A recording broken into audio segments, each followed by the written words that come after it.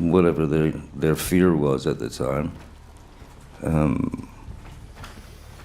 But no, I didn't go nowhere. My mom, my dad never really had anything that you could call religion, you know. Johnny Depp showed up to a Hollywood event last week, and nobody recognized him. The man who played Jack Sparrow for 20 years looked completely different. From 230 pounds to 130, he'd almost lost half his body weight. And it is not because of a good diet or exercise. Hollywood insiders are whispering about what really happened during those missing months. Some say it saved his life. Others worry it's destroying him. The truth about his transformation is more extreme than the rumors. Johnny Depp was born on June 9, 1963, in Owensboro, Kentucky. He was the youngest of 4 children. His father, John Christopher Depp, was a civil engineer. His mother, Betty Sue Palmer, was a waitress who later became a homemaker. The family never stayed in one place for long. They moved from house to house all the time, and Johnny hardly ever felt settled. Growing up was hard for Johnny. His mother had a terrible temper. She would throw things at him and his siblings without warning. Johnny learned to hide and brace himself whenever she walked into a room. Even though she was sometimes kind, most days were tense. Johnny's father was gentle and shy, but he couldn't protect his children from Betty Sue's anger. The constant moving only added to the stress. Johnny later said they moved maybe 40 times before he was 15. When he was 7, they moved to Miramar, Florida. The family stayed in a motel for nearly a year, and Johnny felt more alone than ever. Music became his safe place. At 12, his mom gave him a guitar, and Johnny spent hours playing it, using music to escape his troubles. By 12, Johnny was already smoking, drinking, and using drugs. Life at school was miserable too. Other kids bullied him for being strange and different.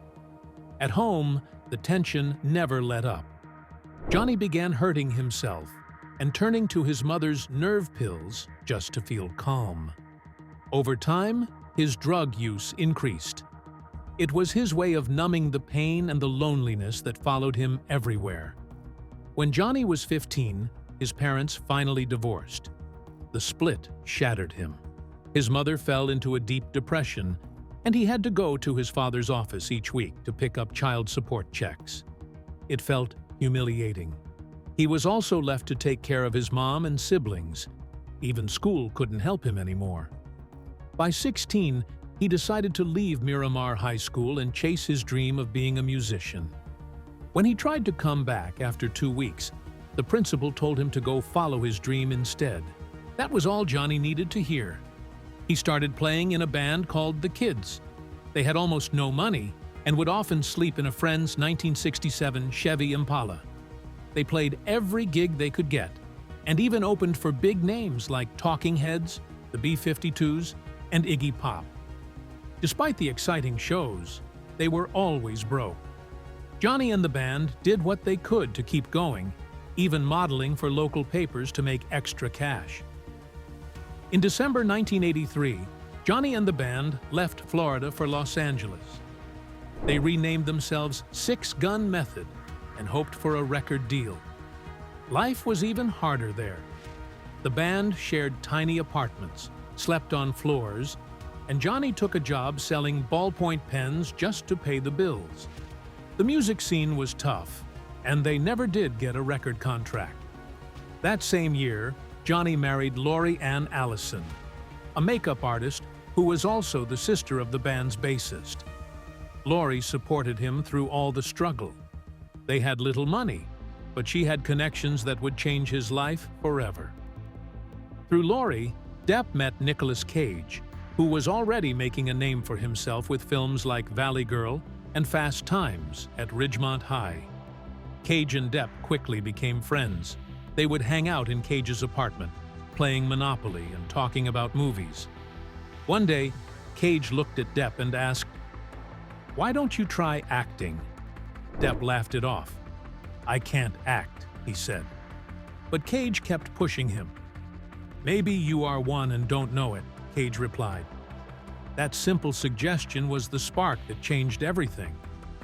Cage introduced Depp to his agent, Eileen Feldman, who sent him on his first audition. Depp never thought of acting as a career. Later, during a trial decades later, Depp said, "I didn't have any desire to be an actor.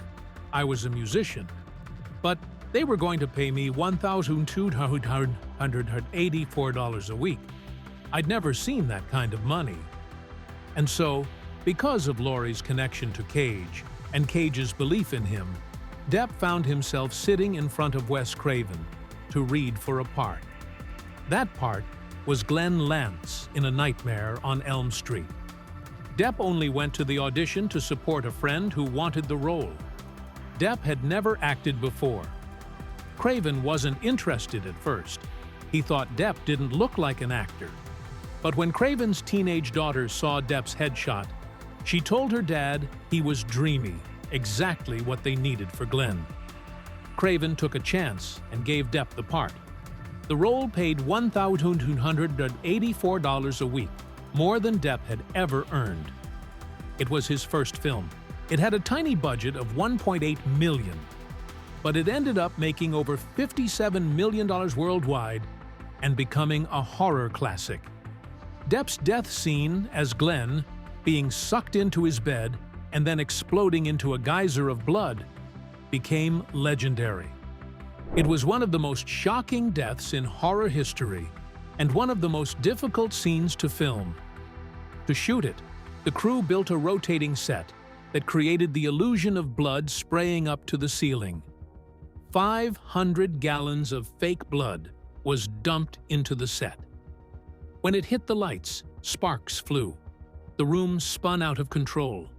It was dangerous, messy, and unforgettable. That single scene changed Depp's career forever. Audiences loved it, and suddenly Hollywood was paying attention. In his personal life, things were more complicated. Depp and Laurie Ann Allison had married in December 1983, but by 1985 they were already divorced. Even though they split after only 2 years, Laurie never stopped supporting him.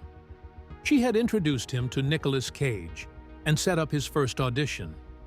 Depp always acknowledged that his career began because of her. Even after Elm Street, Depp wasn't sure acting was for him. He kept playing guitar and hoped to make it in music. He took small roles just to pay rent, appearing in Private Resort and as a minor character in Platoon.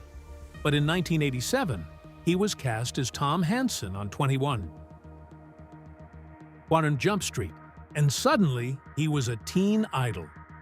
It was the role that took him from unknown to overnight sensation. But the path there wasn't simple. Producers had first picked Jeff Yagher for the part, but after they filmed the pilot, they weren't satisfied. They needed someone who could make audiences believe in the character. Depp was not their first choice, and Depp himself wasn't sure he wanted to do television. At first, he wouldn't even read the script. The thought of being trapped in a long-term TV contract scared him. Still, they convinced him to do the pilot, and as soon as the cameras rolled, his presence was electric. The show followed undercover cops going into high schools, and the idea hit a nerve with teenage viewers. Almost overnight, 21 Jump Street became Fox's first big hit, and Depp's face was everywhere. Every week, millions tuned in. Magazines plastered him on their covers. Letters from fans arrived by the truckload. It was a dizzying kind of fame, and it happened fast. But behind the scenes, Depp was exhausted. The schedule was grueling. 15-hour days left him drained. The public thought they knew him as Hansen, the serious, brooding cop, but Depp felt like a stranger to himself. The role began to feel like a prison. By the time he had filmed 102 episodes across 4 seasons, Depp was miserable. The attention never let up, and expectations never stopped. Producers had him do public service spots telling kids to stay in school. Depp hated the hypocrisy of this. especially since he had dropped out of school himself. Refusing to participate was one of the small ways he pushed back. More and more, Depp felt disappointed by what the show was really saying.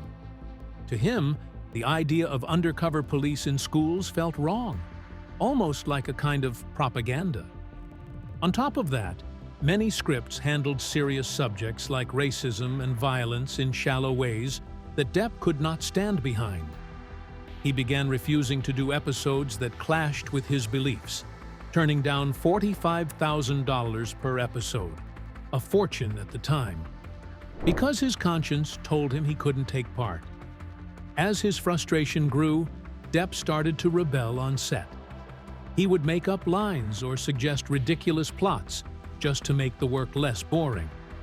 Off-screen, his personal life suffered too. His relationship with actress Sherilyn Fenn fell apart, and he felt more trapped than ever. By the end of his contract, he was outspoken. In one interview, he told the Los Angeles Times that he would never do TV again. "Never," he said. "I'd rather pump gas. There's not enough money in Los Angeles." Depp called himself a puppet. Even though the show had helped him become famous, he had no interest in playing that part anymore. He was so determined to leave that he even trashed his trailer, hoping Fox would fire him. But they needed him too much. Only after Tim Burton offered him the lead in Edward Scissorhands was Depp finally released at the end of the 4th season. His decision to quit was bold. The show was still wildly popular, and his face was its biggest draw. Walking away from that kind of success was risky, but Depp felt it was the only way to save himself. And it was the right move. Almost immediately, he was working with top directors like Tim Burton and John Waters, showing audiences there was much more to him than a teen heartthrob. Meanwhile, 21 Jump Street carried on without him for a 5th season, but it didn't last. Ratings crashed. The series was canceled soon after, proving what everyone already knew. Without Johnny Depp, it just wasn't the same. When Edward Scissorhands came out on December 14, 1990, it was more than just a movie. It was the start of one of Hollywood's most famous partnerships. Tim Burton had just made Batman in 1989 and was at a high point in his career. But this new film was different. It was personal, strange, and full of heart. Burton felt an instant bond with Johnny Depp, who was best known for the TV series 21 Jump Street.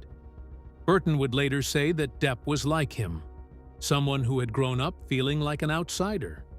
Depp was tired of playing a teen idol. The role of Edward Scissorhands was exactly what he wanted. Edward was gentle and shy, with scissors for hands. Depp beat out big names like Tom Hanks, Tom Cruise, and even Michael Jackson for the part. "The writing was beautiful," Depp said. "The character was beautiful. Edward was me." The story had a deep, personal meaning for him. Burton had written Edward Scissorhands as a kind of dark fairy tale. The story was inspired by his own childhood in suburban Burbank.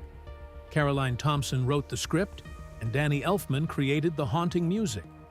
The film cost $20 million to make and went on to earn more than 4 times that amount.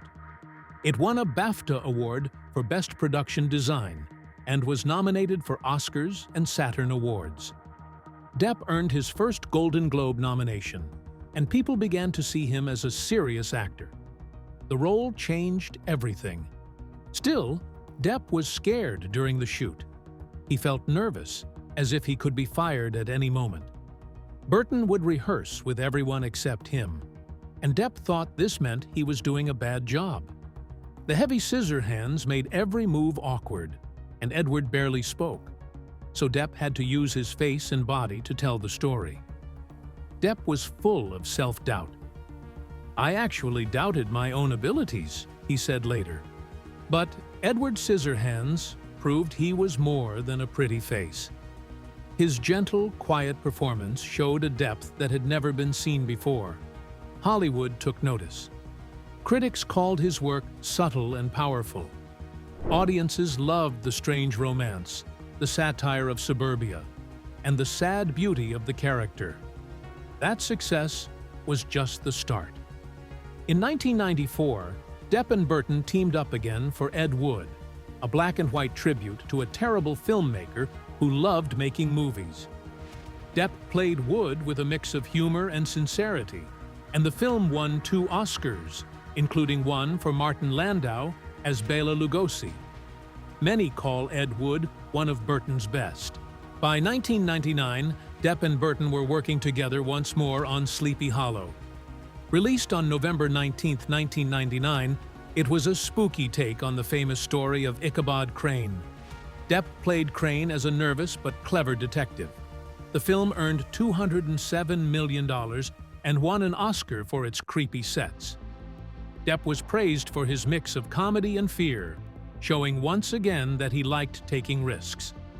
When Pirates of the Caribbean: The Curse of the Black Pearl hit theaters in July 2003, nobody knew what was coming. Disney had taken a big risk. The pirate genre was thought to be dead.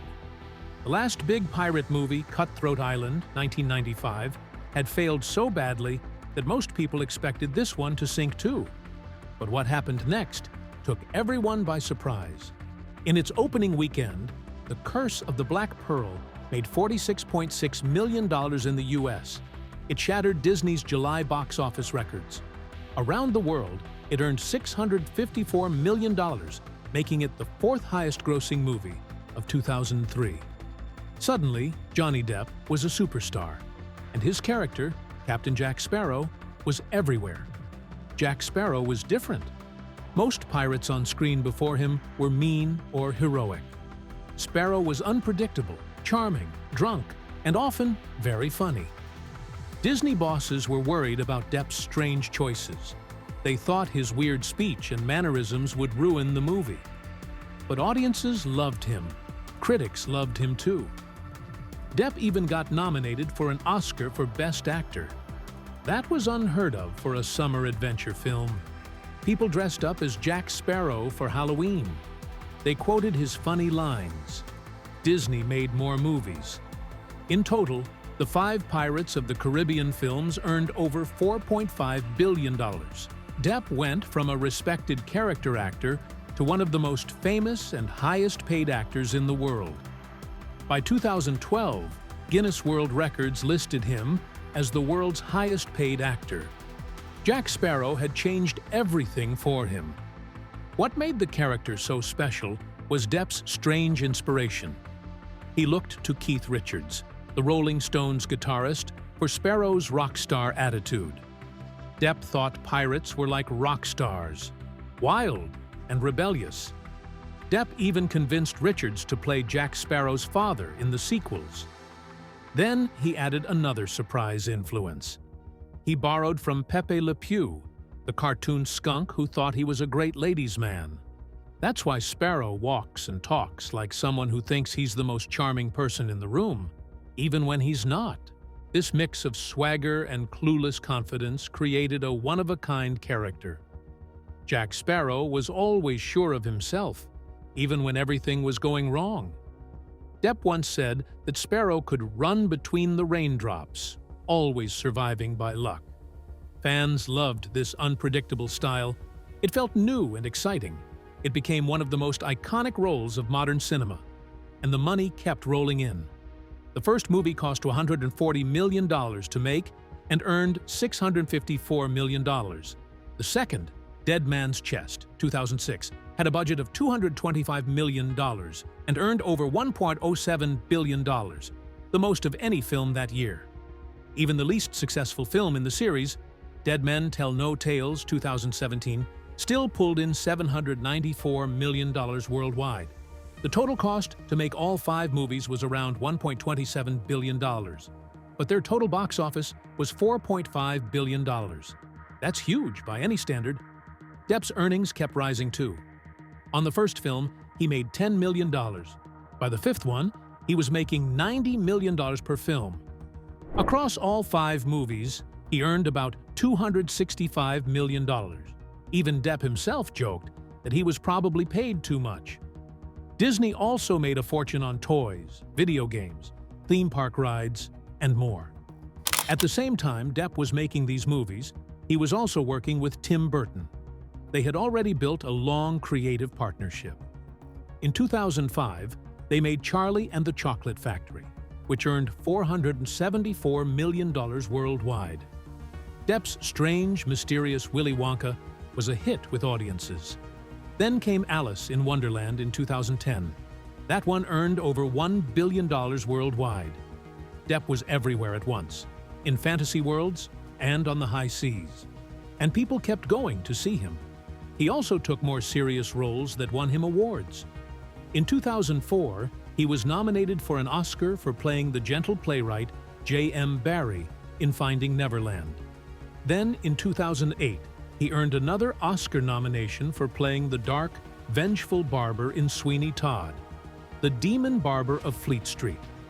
Depp was able to jump between big blockbusters and serious dramas like very few actors can.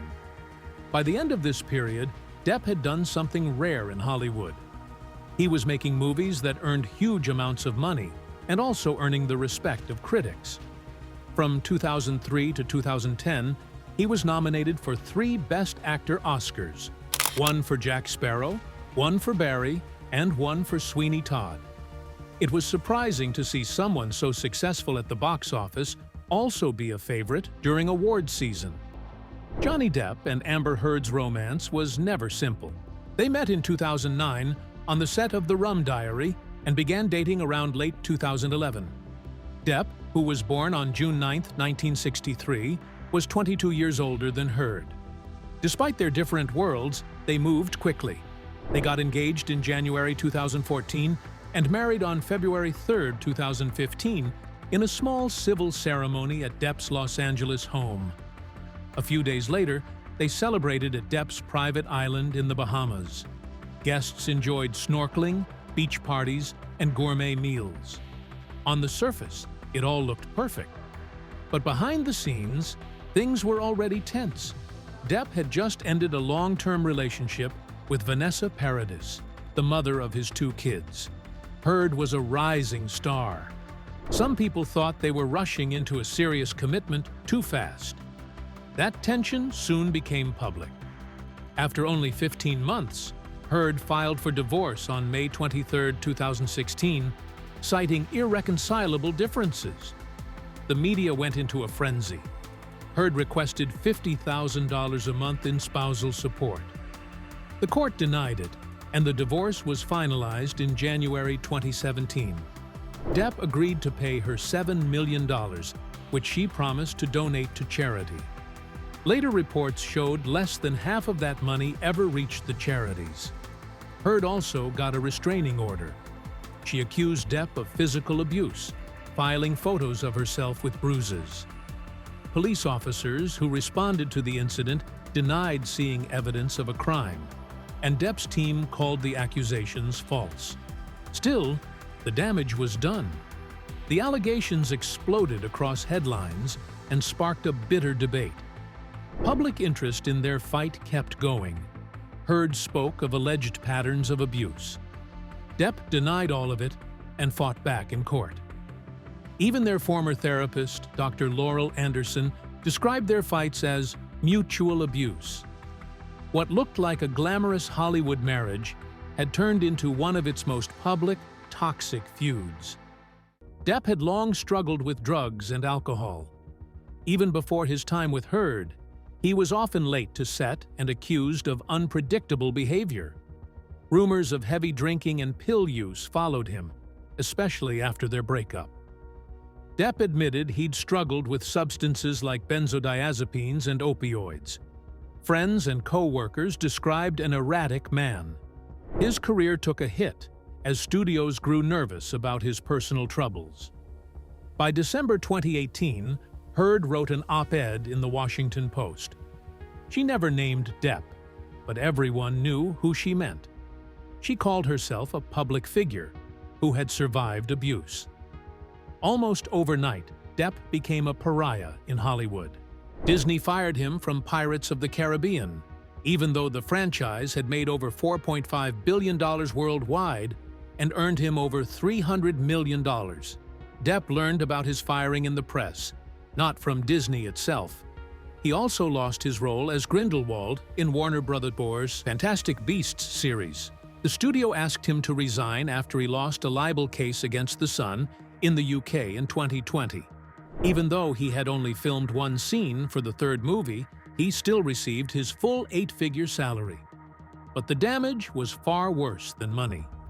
Depp was pushed further to the margins of Hollywood.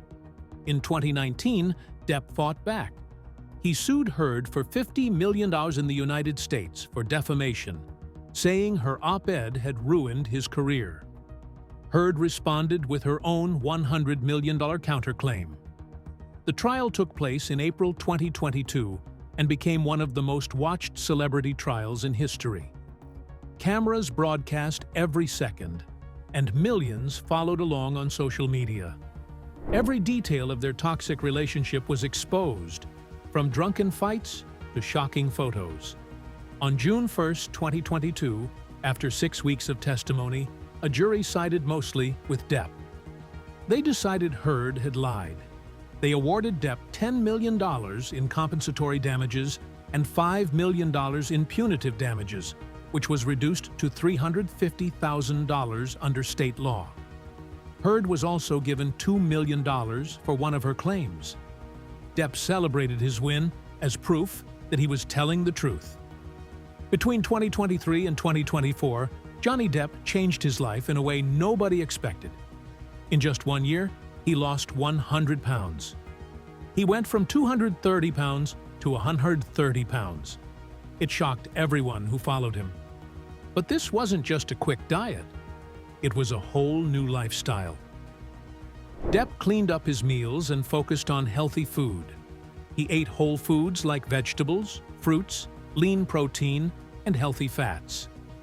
He also cut out processed sugar and junk food. Nutritionists and chefs worked with him every day. They made sure each meal kept him strong and satisfied. And that was only part of it. Depp also exercised every day. He ran, did strength training, and practiced yoga. The workouts made him feel strong again. But what truly changed him was how he cared for his mental health. Depp had gone through years of stress and public battles. In this period, he found meditation and therapy. Talking to someone and making time for himself kept him grounded. Depp later said it saved his life. In 2024, he had another surprise for everyone. For a new movie called Day Drinker, Depp changed his style completely. He dyed his hair silver and grew a full gray beard. Then he added icy blue contacts. The look was so different that fans had to do a double take. Even people who followed him for years thought they were looking at someone else. This silver fox look fit the character perfectly. It was brave and bold. Depp worked with top stylists to create this image.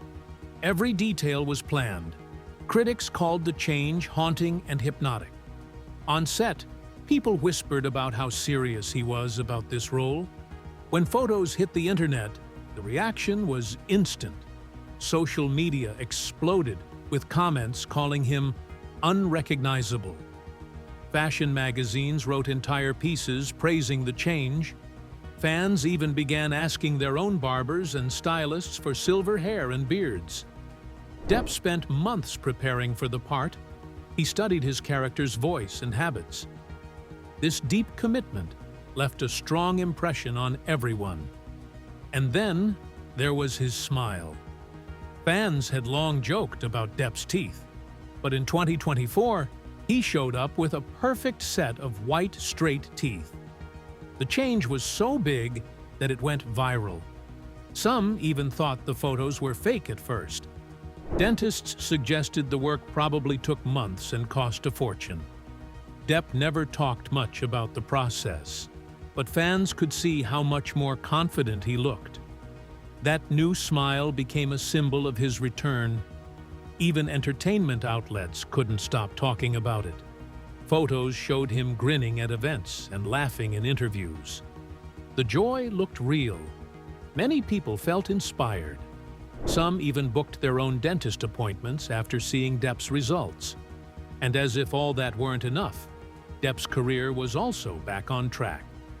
In 2024, the famous director Terry Gilliam chose him for the lead role in Daydrinker, alongside Penelope Cruz. Rumors began spreading that Depp was also cast as Satan in Gilliam's next big project, Carnival at the End of Days, set for 2025. These roles weren't small. They proved that Hollywood was ready to embrace him again. Industry experts called it one of the most surprising comebacks of the decade. The news filled entertainment websites and newspapers. Everyone wanted to talk about Depp's return. In interviews during late 2024 and early 2025, Depp spoke honestly about what had happened. Talking to Rolling Stone and Esquire, he admitted that many people had walked away when things were hard. "I've been surrounded by fake motherfuckers who abandoned me," he told one reporter. Depp didn't hide his anger or sadness, but he also talked about what that pain had taught him. He said losing those people forced him to grow stronger. It helped him focus on the few who truly cared. "That experience made me more determined to rebuild my life," he told an interviewer. Depp's words spread everywhere. People quoted him online. He kept returning to one idea: resilience. "Resilience is not just a word," he said. "It's a way of life for me now." Fans responded warmly. Many who had followed his struggles felt hopeful for him. Others admired his honesty.